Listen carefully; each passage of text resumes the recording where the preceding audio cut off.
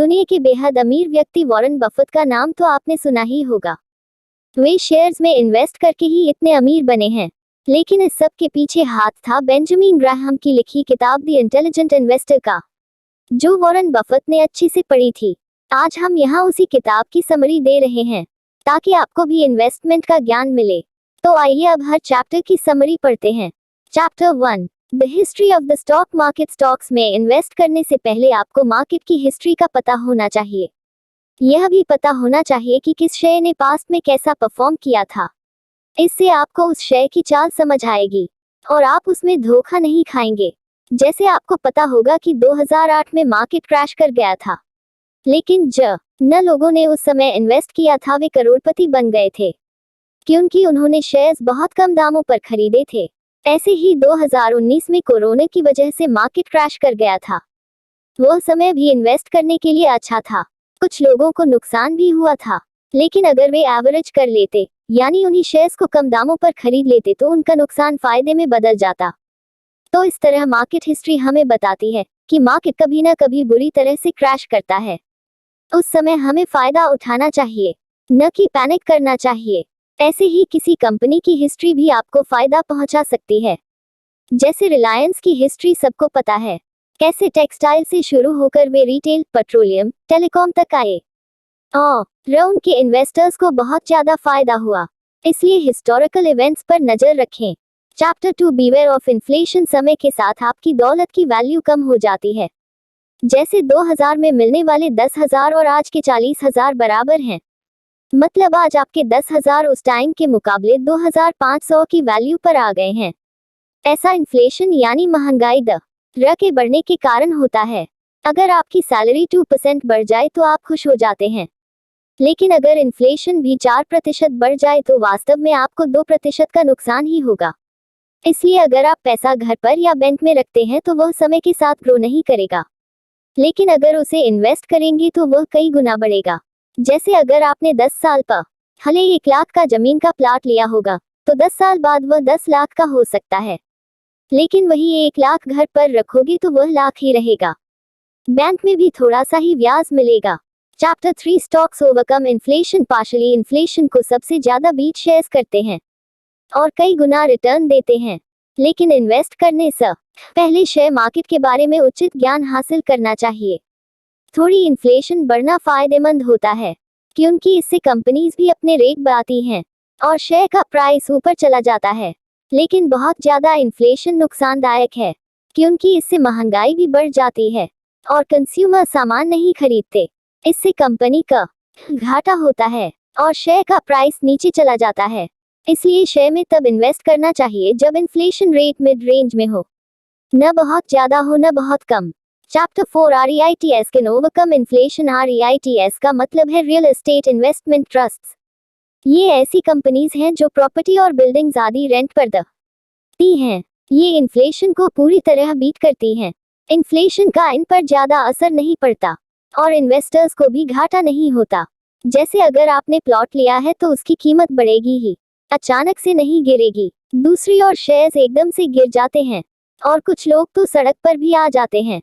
ऐसे ही अगर आपने अपनी बिल्डिंग किराए पर ढाई है तो टेनेंट आपको किराया देता रहेगा। आपका किराया एकदम से ऊपर नीचे नहीं होगा। इसलिए रियल एस्टेट में इन्वेस्ट करना सबसे सेफ समझा जाता है, लेकिन इसमें दूसरे पैरामीटर्स जैसे लोकेशन, फ्यूचर प्रोजेक्ट आदि का ध्यान रखा जाना चाहिए। इन्वेस्टमेंट कोई भी हो, आंख बंद करके तो कभी भी नहीं की जानी चाहिए। Chapter 5, age doesn't matter. Investment करने की कोई उम्र नहीं होती। यह किसी भी उम्र में सीखी और शुरू की जा सकती है, इसलिए अपनी उम्र को इसके आड़े न आने दें। लेकिन कुछ बातें जरूर याद रखें। एक जवान आदमी को वृद्ध के मुकाबले इन्वेस्टिंग का फायदा ज्यादा मिलेगा, इसलिए जल्दी शुरू करना चाहिए। अगर शादीशुदा नहीं है तो शादी के खर्चे को ध्यान में रखकर इन्वेस्ट कर सकते हैं। अगर आपके बच्चे हैं तो उनकी कॉलेज एजुकेशन या शादी को ध्यान में रखकर इन्वेस्टमेंट प्लान्स ले सकते हैं। इन्वेस्टमेंट के दौरान यह भी दिमाग में रखें कि आप कितने पैसे का नुकसान झेल सकते हैं। Chapter 6, defensive investing source. The intelligent investor. Hindi summary. Investing दो तरह की होती है, अग्रेसिव और डिफेंसिव। अग्रेसिव में लोग भाग्य भरोसे किसी स्टॉक में बहुत सा पैसा लगा देते हैं, या तो वे करोड़पति बन जाते हैं या रोडपति। यह तरीका बहुत ज्यादा रिस्की है और लेखक इसके लिए मना करते हैं। इसे ही जुआ कहा जाता है। इसके विपरीत डिफेंसिव इन्वेस्टिंग काफी सेफ है। उसमें आप कंपनी की एनालिसिस खुद करते हो, तभी जाके कोई फैसला लेते हो। डिफेंसिव इन्वेस्टिंग के लिए अच्छी कंपनी के शेयर्स ढूंढने के लिए लेखक ने कुछ टिप्स दिए हैं। 1. हमेशा बड़ी कंपनी में इन्वेस्ट करें जिसके प्रोडक्ट्स आपने इस्तेमाल किए हों। 2. उस कंपनी के एसेट्स उसकी लायबिलिटी से ज्यादा होने चाहिए। 3. कंपनी पर कर्जा नहीं होना चाहिए या बहुत कम हो। 4. कंपनी ने 10 साल तक लगातार मुनाफा कमाया हो। 5. कंपनी ने 20 साल से डिविडेंड दिया हो। 6. कंपनी की शेयर की रेशियो पिछली अर्निंग की 15 गुना से ज्यादा न हो। 7. Price to asset ratio book value से 5 गुना से ज्यादा न हो। इन टिप्स को ध्यान में रखकर ही आप शेयर्स का चुनाव करें। अगर आपको समझ नहीं है तो किसी अच्छे फाइनेंशियल एडवाइजर की मदद ले सकते हैं या कोई कोर्स कर सकते हैं। Chapter 7 enterprising investing. समझदार इन्वेस्टर वे हैं जिन्होंने स्टॉक्स का काफी ज्ञान हासिल किया है और लॉन्ग टर्म तक मार्केट में बने रहना चाहते हैं। ऐसे इन्वेस्टर्स के लिए बेंजामिन ग्राहम ने ये प्रिंसिपल बताए हैं। 1. हमेशा लंबे समय के लिए इन्वेस्ट करें क्योंकि मार्केट ऊपर नीचे होती रहती है लेकिन लंबी अवधि में वह ऊपर ही जाती है।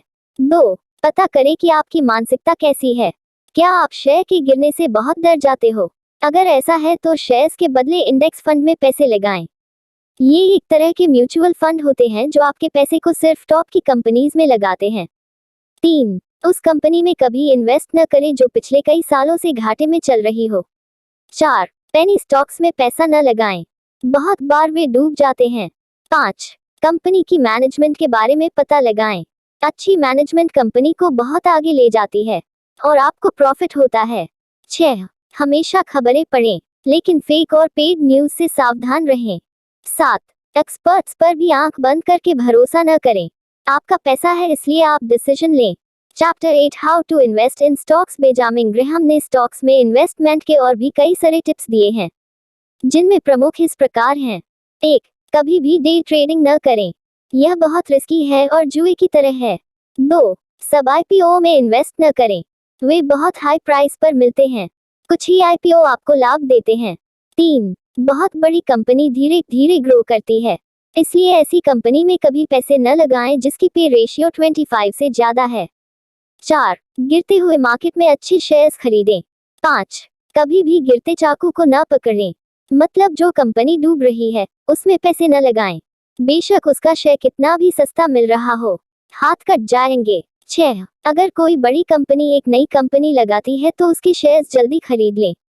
जैसे अगर इलॉन मस्क कोई नई कंपनी शुरू करे तो सब उसे खरीद लेंगे। 7. जिस कंपनी में स्कैम्स हुए हों उसके शेयर्स न खरीदें। Chapter 9 evidence based investing. आपकी इन्वेस्टमेंट एविडेंस पर बेस्ड होनी चाहिए, न कि तुक्के या गेस वर्क पर। कुछ लोग दूसरों की देखा देखी पैसे लगा देते हैं और फिर इंतजार करते रहते हैं। उन्हें यह भी पता नहीं होता कि उन्होंने एक साल में शेयर से कितना रिटर्न कमाया। इसलिए प्रॉपर एनालिसिस करें, ऐसा न होगा कमाने के बजाय आप गंवा रहे हों। जब आपके पोर्टफोलियो में बहुत से शेयर्स होते हैं तो उनमें कुछ लॉस में होते हैं और कुछ प्रॉफिट में। ऐसे में नेट प्रॉफिट और लॉस पता करना मुश्किल हो सकता है, लेकिन डायरी पर लिखकर और बेसिक मैथ्स करके आप पता लगा सकते हैं। जिस शेयर ने प्रॉफिट कमाया है और अब उसके और बढ़ने की उम्मीद न ही है तो उसे बेच दें। कुछ लोगों को उन शेयर से प्यार हो जाता है, वे सोचते हैं ये आगे भी बढ़ते रहेंगे, इसलिए प्रॉफिट बुक नहीं करते। इससे उनको फायदा उतना ही होता है जितना फिक्स्ड डिपॉजिट करने वाले व्यक्ति को, और इस तरह कोई वरेन बुफे नहीं बन सकता। इसलिए टेक्निक को प्रॉपर्ली समझें। Chapter 10 market volatility is useful book, the intelligent investor summary इन हिंदी। जब मार्केट बहुत ऊपर नीचे होती रहती है उसे वोलेटिलिटी कहते हैं। बहुत से लोग इससे डर जाते हैं। एक दिन शेयर प्राइस ऊपर जाता है और कुछ दिन बाद नीचे आ जाता है। कुछ लोगों को इससे पैनिक होता है।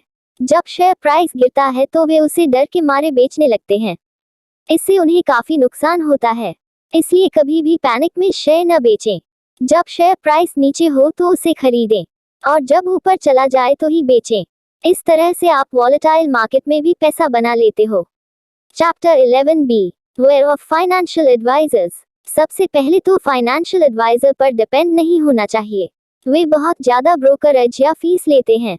फाइनेंशियल एडवाइजर तभी ले अगर आपको बहुत लॉस हुआ हो, अगर आपका पोर्टफोलियो बहुत ही बड़ा हो, अगर आप रिटायर हुए हों। इसके अलावा कुछ फेक एडवाइजर्स भी होते हैं, उनके झांसे में ना आए। कोई आदमी अगर नीचे दी बातें बोलता हो तो समझ ले कि वह फेक है। एक ऐसा मौका लाइफ में एक बार आता है। 2. क्या आप मेरी तरह अमीर नहीं बनना चाहते? 3. मेरे पास खास ट्रिक्स हैं जो कोई नहीं बताएगा। 4. आप मेरे मेथड से बहुत पैसे बना लोगे, आदि ऐसी बातें फेक एडवाइजर आपको फंसाने के लिए बोलते हैं और बाद में आपको लूट लेते हैं। इसलिए क्वालिफिकेशंस और क्रेडेंशियल्स देखकर ही अपना एडवाइजर चुनें। Chapter 12 security analysis. किसी भी कंपनी में इन्वेस्ट करने से पहले उसका सिक्योरिटी एनालिसिस जरूर कर लें, लेकिन यह आम इंसान के वश के बाहर होता है। इसमें बेसिक अलजेब्रा का यूज होता है जो फाइनेंस एक्सपर्ट ही कर सकता है, लेकिन इसके अलावा यह बेसिक चीजें भी देख लें। कंपनी की फ्यूचर प्रोस्पेक्ट्स देख लें।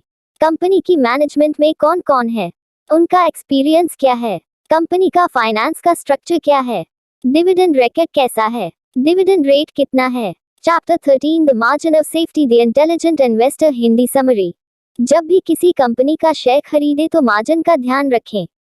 शेयर को ट्रू वैल्यू के 50% नीचे होने पर ही खरीदें। अगर कोई शेयर आज भाग रहा है तो आंख बंद कर उसमें न घुस जाएं, बल्कि उसके नीचे आने का इंतजार करें। इस तकनीक से आप काफी प्रॉफिट कमा लेंगे। समाप्त। PS, यह थी द इंटेलिजेंट इन्वेस्टर समरी इन हिंदी। नीचे कमेंट करके हमें प्रोत्साहन दें ताकि हम ऐसी और B2 समरीज आपके लिए लाते रहें। धन्यवाद।